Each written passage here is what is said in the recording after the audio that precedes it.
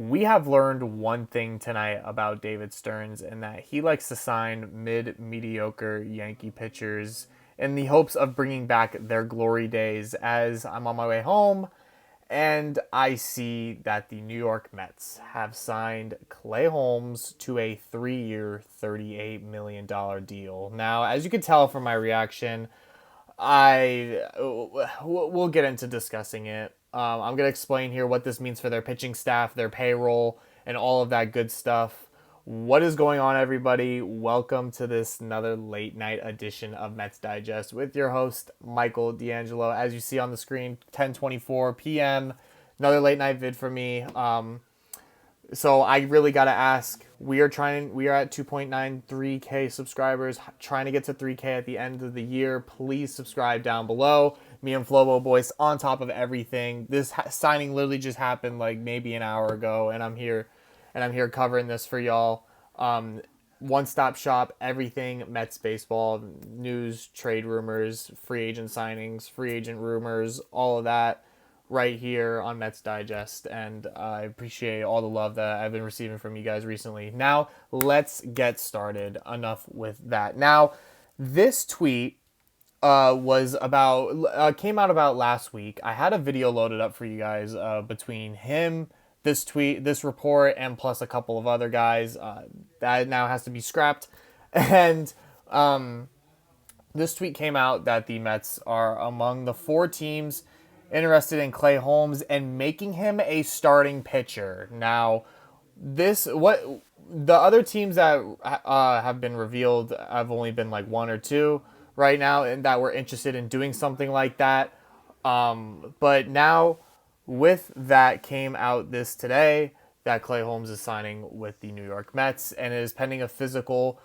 Joel Sherman of the New York Post mentioned first that they may employ him as a starter, and it was later then confirmed by a couple other guys, including Anthony DeComo, who's the Mets beat writer, that they will probably be using Clay Holmes as a starting pitcher. Now, to tell you guys about Clay Holmes, I'm going to bring you guys his stats up. I don't know why the board lagged on me like that. He did not make one start the entire time on the New York Yankees. He only has 4 career starts, and that is all being in his rookie season with the Pittsburgh Pirates. Now, later on, he was then traded midway through the season, later on in his career, from the Pittsburgh Pirates to the Yankees, where he was then a bullpen piece the entire time.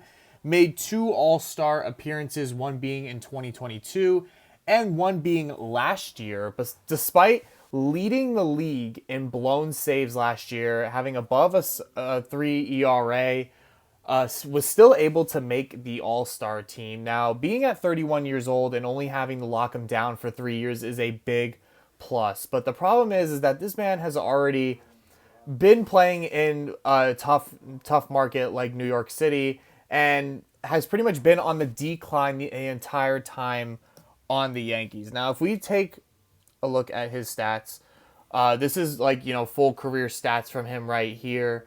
He obviously, you see the 2-time All-Star appearances, like I said before, but his ERA has been on the decline ever since he was on the Yankees. I mean, it started off as a 1.61 and then went all the way down to a 2.5, 2.8, 3.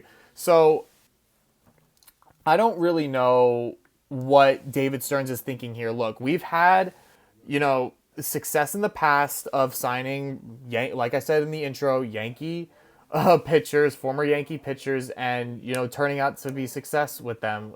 We just saw Luis Severino, the type of season he had with us coming from the Yankees to the Mets and, being practically one of our aces the whole year, and now has signed the largest deal in Oakland Athletics history.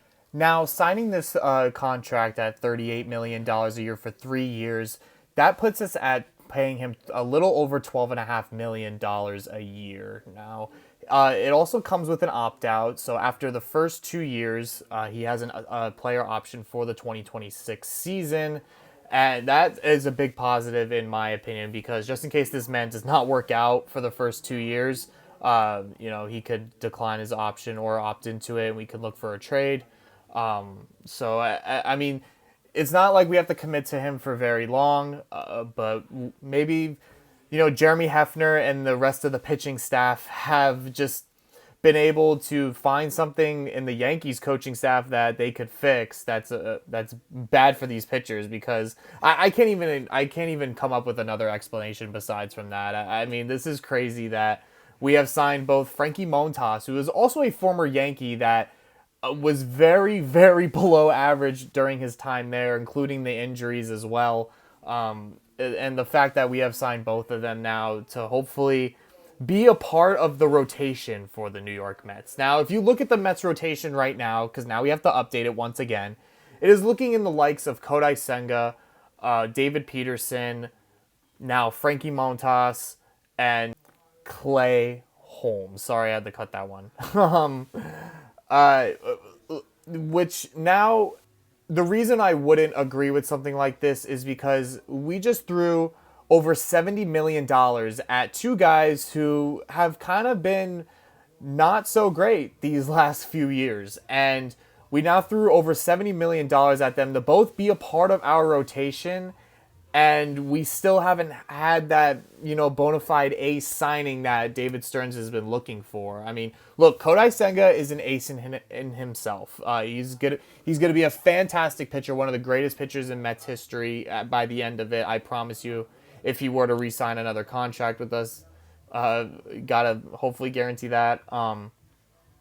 But if we're competing for a World Series here, especially if we have to face a team like the Dodgers, you're going to need some more star power at that starting pitching rotation. I mean, between the likes of Corbin Burns still being out there, Max Fried, Sean Manaea being another free agent still, there's a lot of guys out there that I would rather have open checkbooks for than guys like Clay Holmes and Frankie Montas, who are, like I said before, getting tossed over $70 million now. So, but at the same time, I understand that you have to overpay for free agents nowadays. It is pretty much a common thing that everyone knows now.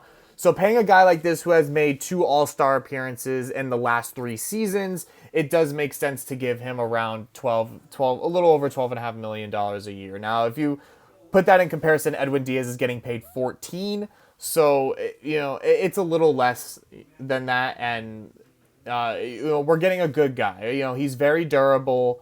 He gets a lot of strikeouts, and there's not going to be as much pressure on him with this team. Aaron Boone was asking him to be the closer the entire season, pretty much the entire regular season, until Luke Weaver and Mark Leiter Jr. came in to just save that bullpen somehow. So, that got a lot of pressure taken off of him, and we still didn't perform the best. But, hopefully, just him going from the Yankees to the Mets, proves something for him and just has another career turnaround like other guys did on this team. Like I said before, Luis Severino and Sean Manaea. Mets have been able to sign these, misfit projects, guys who are who have been on the decline, that have just been disappointments, and been able to turn them into, quality pitchers for a playoff team. So, we'll see what happens here. Now we only really have one spot left in the rotation. I forgot to mention Paul Blackburn too. I apologize. I've been forgetting to mention him in other videos when talking about the pitching staff, but a guy like him coming back too, you have to have in the rotation. So that really only leaves one spot left here. And if you're not going to sign if you were to able to fill that with Sean Manaea, I still wouldn't be that impressed with this rotation for the year. I need a guy out there like Corbin Burns or Roki Sasaki, who we haven't dropped a video on in a while, but we're waiting for a good report. A guy like that would make me more impressed with this rotation. But right now, with the way things are going, I'm a little worried, but what do I know? We had a very mid-rotation on paper last year, and it ended up turning into an NLDS appearance. So, we'll see.